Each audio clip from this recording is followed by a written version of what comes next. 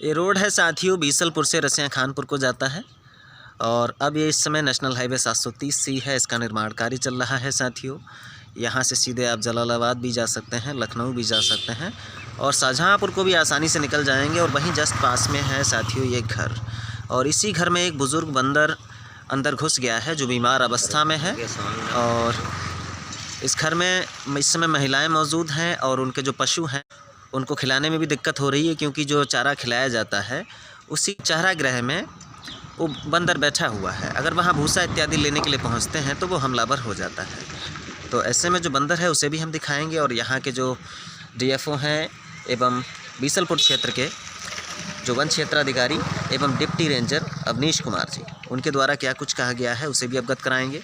और जो बंदर की स्थिति है तो उसे हम दिखाते हैं जो किस अवस्था में है।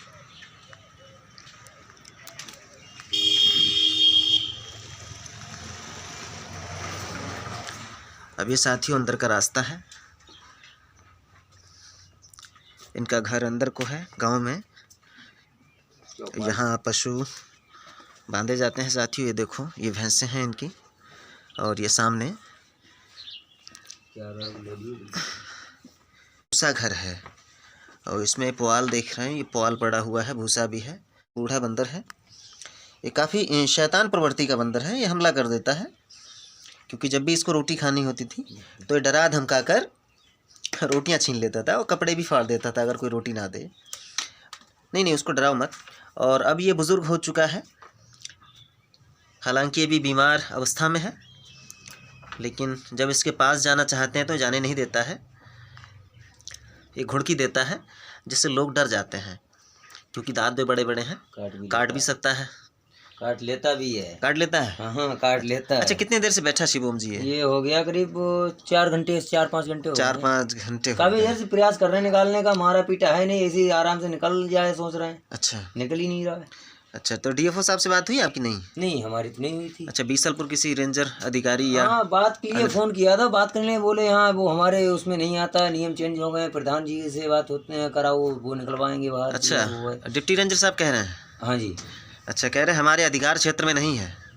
हाँ, ग्रामीण समस्या है। अच्छा। हाँ, वो हमारे अधिकार क्षेत्र में नहीं है। अच्छा, अगर बंदर को कोई मार डाले फिर तब उनके क्षेत्र में है? तब तो वो भी हो जाएंगे, श्योर, जाहिर सा है। भाई ग्राम प्रधान है, वो तो राजनीतिक व्यक्ति हैं, ऐसे में वो बुराई भी नहीं लेंगे। नहीं भाई, उनको भी तो वन विभाग की टीम बुलानी पड़ेगी, वन्य पशु है। बिल्कुल। ग्राम प्रधान फ़ोन भी नहीं उठा रहा है। फ़ोन भी नहीं उठा रहा है। अब देखिए ये बानर है, इस समय घायल अवस्था में है, क्योंकि ये बीमार भी है। हो सकता है इसको तेज बुखार भी हो, और जिस कारण से यदि समय रहते इसको उपचार नहीं मिला तो जल्द ही इस बानर की मृत्यु भी हो जाएगी। लेकिन ऐसे में जो हमारे बीसलपुर के डिप्टी रेंजर हैं अवनीश कुमार जी, उनके द्वारा कहा गया है कि इस बानर को पकड़ने की हमारी जिम्मेदारी नहीं है और ना ही इसका उपचार करने की उनकी कोई जिम्मेदारी है। उनके द्वारा कहा गया है कि शासन के द्वारा एक ऐसा आदेश जारी किया गया है जिसमें ग्राम प्रधान की जिम्मेदारी दे दी गई है ये बानर इत्यादि को पकड़कर इनका उपचार कराना।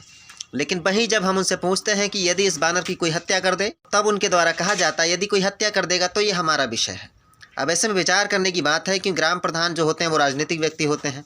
अब जैसे ग्राम प्रधान को बोलेंगे इसको पकड़वाइए तो उनको दिक्कत खड़ी हो जाएगी। अब बताइए, वन्य पशु है, इसकी जान जोखिम में पड़ी है, लेकिन वन विभाग को कोई चिंता नहीं है। लेकिन जब इसकी कोई हत्या कर देगा तब मुकदमा लिखने के लिए उनको चिंता हो जाती है, क्योंकि मोटी कमाई भी होती है उसमें, कंप्रोमाइज इत्यादि करने में।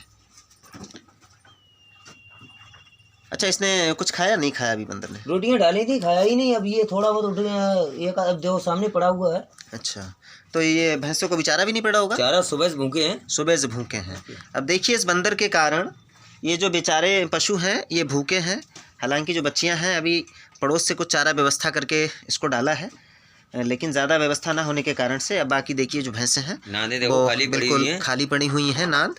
अब देखिए ये चारे का बर्तन है, इसको नांद कहते हैं साथियों। अब देखिए ये बेचारी जो है भैंस, ये भी भूखी खड़ी है।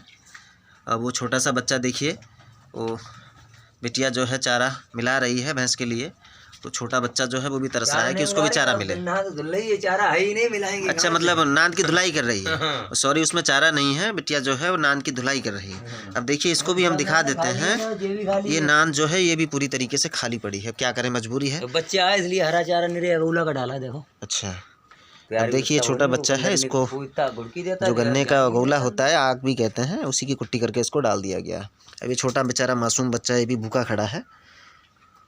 हालांकि अब ये शांत अवस्था में है। मंकी, हेलो मंकी, क्या बात है? अरे भाई तुम्हें हम ही लोग एडजस्ट करें, आप काट लोगे यार। बाहर निकलो, बाहर निकलो। रहने दो रहने दो, छेड़ो मत उसे। मार थोड़ी रहे हैं, बस बाहर निकालना है। अब देखिए डर भी लगता है, घुड़की देता है वो घातक परिस्थिति में।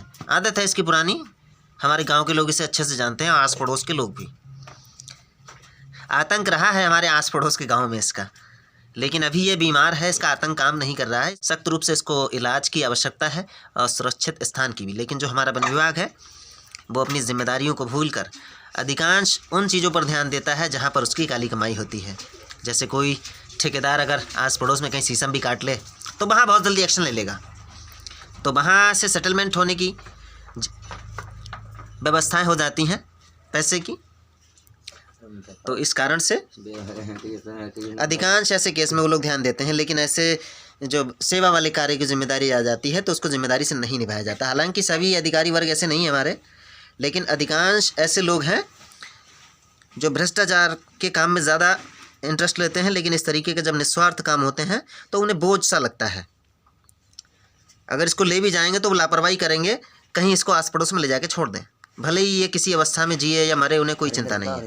हमारे कुछ पुलिसकर्मी हैं, हल्के के सिपाही हैं, उनसे देखते हैं बात करके वो इस बानर के संबंधित क्या कुछ कहते हैं अथवा कुछ करते भी हैं या नहीं, इससे भी हम आपको अवगत कराने का प्रयास करेंगे साथियों। अब साथियों यहाँ पर जो पुलिसकर्मी मौजूद थे वो हम लोगों के पहुँचने से पहले ही चले गए, और ग्राम प्रधान से भी साथियों हमने बात की है। उन्होंने कहा है हमारे पास कोई ऐसा शासनादेश नहीं है जिससे हम इन बानरों को पकड़वाकर इनका उपचार इत्यादि करा सकें। अब ऐसे में विचार करने वाली बात है। वहीं जो हमारे बीसलपुर के जो डिप्टी रेंजर हैं अवनीश कुमार जी, उनके द्वारा कहा जा रहा है कि ग्राम प्रधानों को ये जिम्मेदारी दे दी गई है, हमारी कोई रिस्पॉन्सिबिलिटी नहीं है, लेकिन जब कोई बानर इत्यादि की हत्या कर दे तब उनकी रिस्पॉन्सिबिलिटी हो जाती है। तो ऐसे में समझ सकते हैं जो वन विभाग की कार्यशैली है वो किस तरीके से है। हालांकि इस बानर को डंडे से भय दिखाकर थोड़ा बाहर किया है, अब इसको सोच रहे हैं बाहर कर दें और जिससे ये लोग भूसा डाल सकें। तो कुछ नहीं कहेगा ये, आप भूसा डाल दो, वो खुद ही परेशान है, उसको डराना धमकाना मत, ये रोटी डाल देना, कुछ कहेगा ही नहीं, फिर चला जाएगा फिर ये शाम को। अब वो भी समझ रहा है बुजुर्ग अवस्था है और दिक्कत कितनी हो रही है। तो फिलहाल जो हमारे साथी हैं इन सब विषयों पर आप सबकी क्या कुछ राय है, हमें कमेंट में ज़रूर अवगत कराइएगा। और जो ग्राम प्रधान और डिप्टी रेंजर बीसलपुर से हमारी जो वार्ता हुई है उसके ऑडियो भी हम आपको नेक्स्ट टाइम में दिखाएंगे। तो फिलहाल हमारे द्वारा दी जाने वाली जानकारी पर आप सबकी क्या कुछ राय है, हमें कमेंट सेक्शन में ज़रूर अवगत कराएं।